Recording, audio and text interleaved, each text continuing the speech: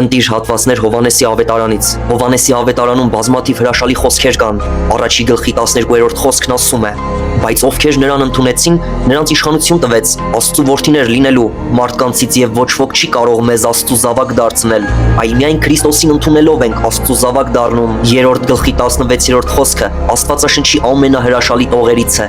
Աստված այնպես սիրեց աշխարհը, որ իր միածին որդուն տվեց, որ ամեն նրան հավատացողը չկորչի, այլ հավիտենական կյանք ունենա։ Նույն գլխի 36-րդ խոսքից իմանում ենք, որ որդուն չհնազանդվողը հավիտենական կյանք չունի, եւ Աստծու զայրույթը մնում է նրա վրա։ Եվս մեկ հրաշալի խոսք 5-րդ գլուխ 24 խոսքում. Իմ խոսքը լսողը եւ ինձ ուղարկողին հավատացողը հավիտենական կյանք ունի եւ դատաստան չի մտնի, այլ մահից դեպի կյանք փոխվեց։ Նույնը կարելի է ձեր մասին ասել։ 6-րդ գլխի 35-րդ խոսքում Հիսուսն ասում է.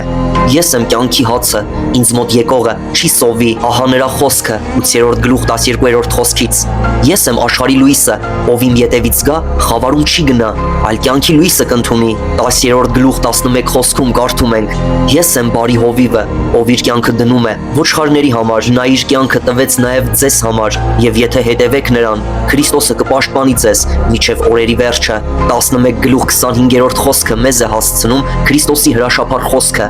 Ես եմ հարությունը եւ կյանքը, ինձ հավատացողը թեև մեռնի էլ կապրի։ Որքան գթառատ է մեր փրկիչը, Հիսուսը, Աստծու որդին, բանը, արդյոք նա ձեր փրկիչն է։ Եթե ոչ, խնդրեք նրան, որ այս պահին ձեր սիրտը մտնի։ Նա մեռավ խաչի վրա ձեր մեղքերի համար։ Աստված կների, եթե հավատաք իր որդուն։